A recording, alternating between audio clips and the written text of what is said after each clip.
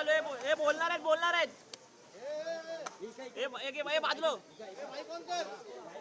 हे बिना रे ऑन कर हे बाजलो. हे बाजलो गण्या.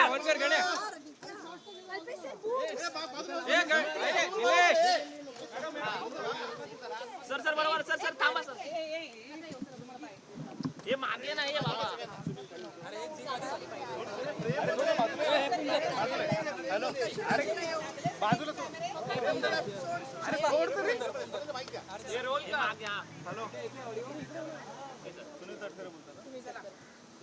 उद्या होणाऱ्या द्विवार्षिक निवडणुकीच्या निमित्ताने राष्ट्रवादी काँग्रेस पक्षाकडे जवळपास 70-75 प्रमुख कार्यकर्त्यांचा इच्छुकांचे अर्ज आले होते, निवेदन त्या ठिकाणी आले होते. पक्षाच्या कोर कमिटीने या सगळ्याचा सारासार विचार त्या ठिकाणी केला आणि त्या संदर्भामध्ये आज संध्याकाळपर्यंत पक्षाकडनं अधिकृत नावाची घोषणा त्या ठिकाणी निश्चितपणाने होईल. कारण आज मंत्रिमंडळाची पण बैठक आहे. मला स्वतःलाही अलिबागला दिशा कमिटीच्या बैठकीला जाऊन परत मुंबईला त्या ठिकाणी यायचं आहे.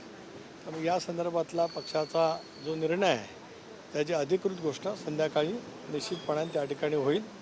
उद्या अर्ज राष्ट्रवादी काँग्रेस पक्षाच्याकडून एक त्या ठिकाणी भरला जाणार आहे. नाव जवळपास निश्चित झालं आहे का काय?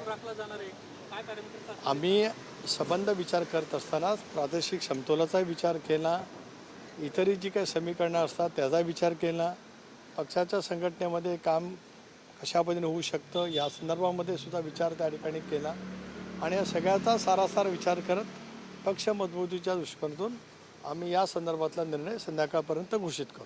परंतु सर खूप चढाओढ पक्षामध्ये पाहायला मिळते. मी मगाशीच सांगितलं की जवळपास 70-75 प्रमुख सहकाऱ्यांचं ज्यांचं पक्षासाठी योगदान आहे, दादांनी एनडीएमध्ये सहभागी होण्याचा निर्णय घेतल्याच्या नंतरचं योगदान मोठ्या प्रमाणावरती आहे. अगोदरपासून सुद्धा एकत्रित राष्ट्रवादी काँग्रेस पक्षामध्ये सुद्धा अनेकांनी सोबत त्या ठिकाणी काम केलेलं आहे. या संदर्भातला सारासार विचार गुणवत्तेवरती प्रादेशिक नाराजी ज्या वेळेला 70-75 अर्ज होतात आणि एखाद्या नावाचीच होणार आहे घोषणा म्हणजे 74 लोकांना उमेदवारी मिळू शकणार नाही हे नक्कीच आहे. त्यामुळे हे सगळीकडेच आहे. ते काय एका राष्ट्रवादी काँग्रेस पक्षाकडे आहे अशातला काय भाग नाही. हे वेगवेगळ्या राजकीय पक्षामध्ये ज्यावेळेला इच्छुकांची संख्या वाढत राहते त्यावेळेला स्वाभाविकपणाने एकच जागा आमच्या वाट्याला येणार आहे आमच्या संख्याबळानुसार. आज आमचं संख्याबळ 39 आहे. बहिणींचा निकाल 4 तारखेला लागेल त्यावेळेला आम्ही पुन्हा त्याच्यावरती पोचणार आहोत. अशा वेळेला या सगळ्या बाबी त्या ठिकाणी आहेतच. म्हणून पक्षामधला एकोपा एकसंघपणा नाराजी कमीत कमी कशी राहील या संदर्भातला सुद्धा साराचा विचार कोर कमिटीमध्ये जे पक्षाचे प्रमुख नेते आहेत त्यांनी त्या ठिकाणी केलेला आहे. धन्यवाद.